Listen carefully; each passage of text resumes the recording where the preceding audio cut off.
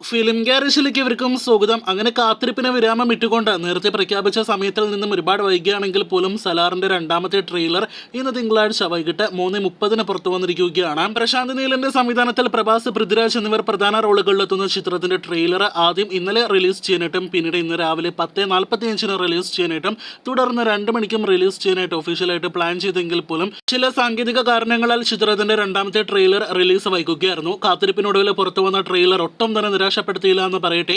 ആദ്യ ട്രെയിലറിനേക്കാൾ ഒരുപടി മുകളിൽ നിൽക്കുന്ന ഒരു ട്രെയിലറായിട്ടാണ് നമുക്ക് ഈ ഒരു ട്രെയിലർ കണ്ടപ്പോൾ അനുഭവപ്പെട്ടത്.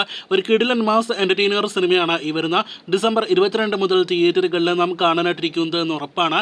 പ്രശാന്ത് നീലിന്റെ സംവിധാനത്തിൽ പ്രഭാസ്, പൃഥ്വിരാജ്, ജഗപതി ബാബു, ശ്രുതി ഹാസൻ തുടങ്ങി വലിയ താരനിരയോടെ വരാനിരിക്കുന്ന ചിത്രത്തിന്റെ ആ ഒരു വൈബെല്ലാം തന്നെ KGF വൈബ് എന്നായിരുന്നു ഇതുവരെ നാം പറഞ്ഞുകൊണ്ടിരുന്നത് എങ്കിൽ പൃഥ്വിരാജ് സൂചിപ്പിച്ചതുപോലെ ഒരു ഗെയിം ഓഫ് ത്രോൺസ് വൈബാണ് ഇപ്പോഴത്തെ ഏറ്റവും പുതുതായിട്ട് നമുക്ക് അനുഭവപ്പെടുന്നത്.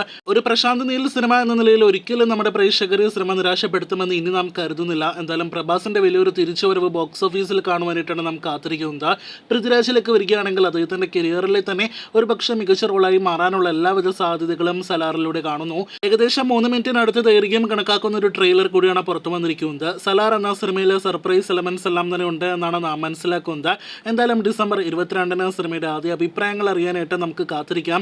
ഇതിനിടയിൽ സലാറിന്റെ ബുക്കിംഗ് സ്റ്റാറ്റസ് കേരള പ്രീസെയിൽ കളക്ഷനിലേക്ക് വരികയാണെങ്കിൽ കേരളത്തിൽ സിനിമയ്ക്ക് വേറെ ലെവൽ ബുക്കിംഗ്.